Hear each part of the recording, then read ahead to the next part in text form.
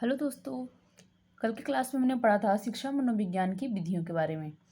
तो आज हम पढ़ते हैं शिक्षा मनोविज्ञान की दूसरी विधि, जिसको बोलते हैं अनुप्रस्थ काट विधि या प्रतिनिध्यात्मक विधि। ये जो इसको इंग्लिश में बोलते हैं क्रॉस सेक्शनल मेथड। ये जो विधि है, ये हमारी जो विधि है, ये बच्चों की केस स्टडी करने के लिए प्रयोग में लाई जाती है। हम पढ़ रहे हैं एजुकेशन साइकोलॉजी, जिसमें इन मेथड का यूज़ किया जाता है। तो देखते हैं कि जो अनुप्रस्थ काट विधि होता है या फिर क्रॉस सेक्शनल मेथड होता है, ये क्या होता है। इसे क्या कहते हैं, हम समकालीन विधि भी कहा जाता है। यह विधि कालानुक्रमिक विधि के विपरीत विधि है। कल हमने कौन सी विधि पढ़ी थी? कालानुक्रमिक विधि या फिर अनुदैर्ध्य विधि। ये उसकी क्या है? विपरीत विधि है, यानी उससे उल्टा। तो हम अब देखते हैं इसकी परिभाषा जुबैक एवं सॉलबर्ग के अनुसार कि उन्होंने क्या कहा है इसके बारे में। जुबैक एवं सॉलबर्ग के अनुसार अध्ययन के समय प्रत्येक आयु समूह का प्रतिनिधित्व करने वाले बालकों के समूह से प्राप्त परिणाम की व्याख्या प्रतिनिध्यात्मक उपागम कहलाता है। जुबैक सॉलबर्ग ने क्या कहा है कि जब भी बच्चा क्या करता है, अध्ययन करता है ना, जब भी हम क्या करते हैं, अध्ययन करते हैं, तो प्रत्येक आयु के समूह का प्रतिनिधित्व करने वाले बालकों के समूह से प्राप्त परिणाम। यहाँ पे क्या है? प्रत्येक आयु है ना। यहाँ पे जो अपना कालानुक्रमिक विधि था उसमें सेम एज के बच्चों को रख रहे थे, पर यहाँ पे क्या था, डिफरेंट एज के हम बच्चों का एक ग्रुप बना रहे हैं और उसका वो क्या कर रहा है, उनका हम प्रतिनिधि कर रहे हैं। और प्रतिनिधि करने के बाद उस समूह से जो हमें परिणाम प्राप्त हो रहा है, उस व्याख्या को क्या कहते हैं? प्रतिनिध्यात्मक उपागम कहलाता है।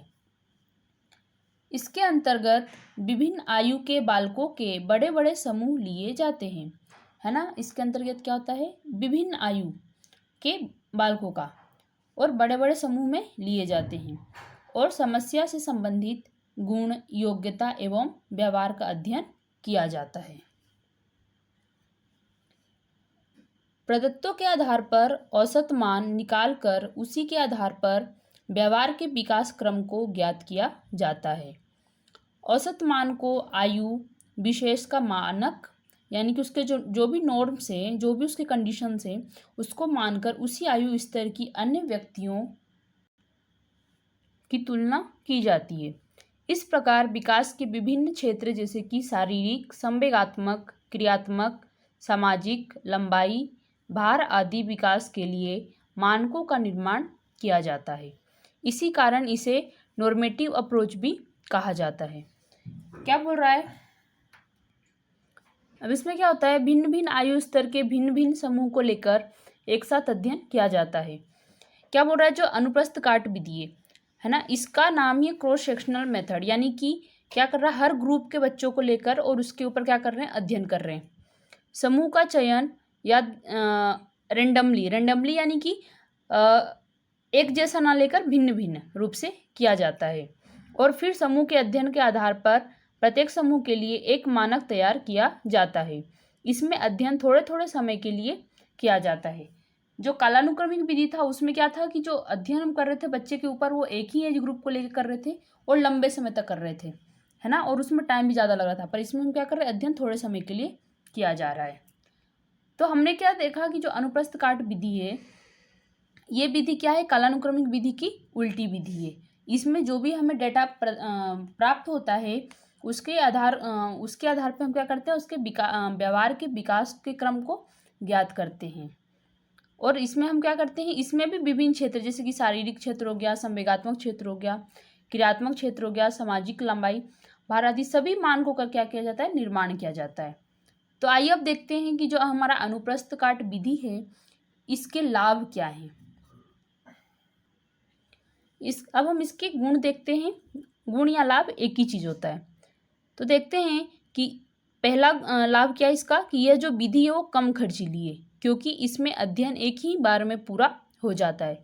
ये जो हमारी विधि हो क्या है, कम खर्चीली है। दूसरा क्या है कि प्राप्त आंकड़ों को लंबे समय तक संग्रह करने की आवश्यकता नहीं होती है।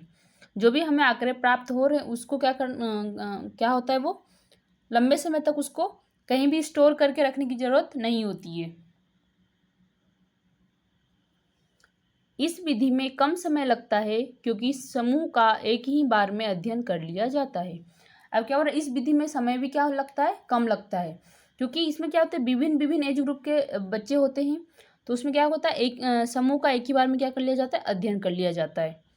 कम समय में ही अधिक से अधिक व्यक्तियों का अध्ययन किया जा सकता है। ये सब इसके क्या हैं, लाभ हैं। अगला क्या है, विकासात्मक प्रक्रिया का एक निश्चित समय में विभिन्न समूहों को लेकर तुलनात्मक अध्ययन किया जा सकता है। अब हमें ये देखना है कि जो अलग अलग ग्रुप के बच्चे हैं उनके अंदर विकासात्मक प्रक्रिया किस प्रकार से हो रहा है ना, एक निश्चित समय में। तो उसके लिए हम क्या कर सकते हैं, उनको तुलनात्मक रूप से उसका अध्ययन कर सकते हैं कि इस एज ग्रुप के बच्चे में इस तरह का विकास हो रहा है और इस ग्रुप के बच्चे में इस तरह का विकास हो रहा है। तो इस प्रकार से हम क्या कर सकते हैं, तुलनात्मक अध्ययन कर सकते हैं। अब जहाँ इसके इतने सारे लाभ हैं वहीं इसकी कुछ हानियाँ भी हैं। तो चलिए देखते हैं कि इसकी हानियाँ या फिर इसके दोष क्या हैं। इस विधि का पहला दोष है, इस विधि से छात्र के व्यवहार तथा विकास में होने वाले परिवर्तन को न तो ठीक से मापा जा सकता है और न ही अध्ययन किया जा सकता है। इसका सबसे पहले जो अपना दोष है वो ये है, अब यहाँ पे अगर हम सभी अलग अलग एज ग्रुप के बच्चों को ले रहे हैं तो उनका किसी का व्यवहार कैसा है, किसका विकास किस तरह का हो रहा है, तो उसको हम क्या करें, पर्टिकुलर एक एक बच्चे का क्या कर रहे हैं, हम अध्ययन माप नहीं रहे हैं, अध्ययन नहीं कर रहे हैं, जिससे क्या हो रहा है कि उनका ठीक प्रकार से मापन नहीं हो रहा है और अध्ययन नहीं किया जा रहा है। ये इसकी दोष है। यह विधि संपूर्ण विकास के विषय में कोई सूचना नहीं प्रदान करती, अर्थात इसमें किसी निश्चित स्तर के विकास का ही बोध होता है ना। मतलब इसमें शैशवावस्था से लेकर किशोरावस्था तक की जो भी विकास की अवस्था है उसके बारे में कोई भी सूचना प्रदान नहीं हो रहा है। नेक्स्ट हम देखते हैं कि समय के साथ व्यक्तिगत परिवर्तनों का कोई परिचय यह उपागम नहीं कराता है। समय के साथ यदि व्यक्ति के अंदर कोई परिवर्तन हो रहा है तो उसके बारे में भी क्या करता है, ये नहीं बताता है।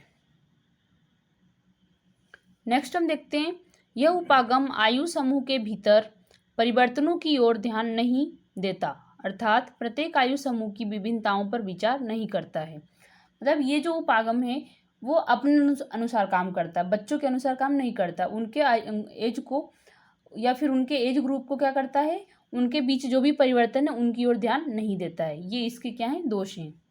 नेक्स्ट दोष इसका क्या है कि यह जो उपागम है सामाजिक सांस्कृतिक परिवेश के द्वारा व्यवहारों के प्रभाव का अध्ययन नहीं करता है। इस प्रकार से हमने देखा कि जो हमारा क्रॉस सेक्शनल मेथड है ये क्या होता है ना, इसके दोष क्या हैं, इसकी हानियाँ क्या है।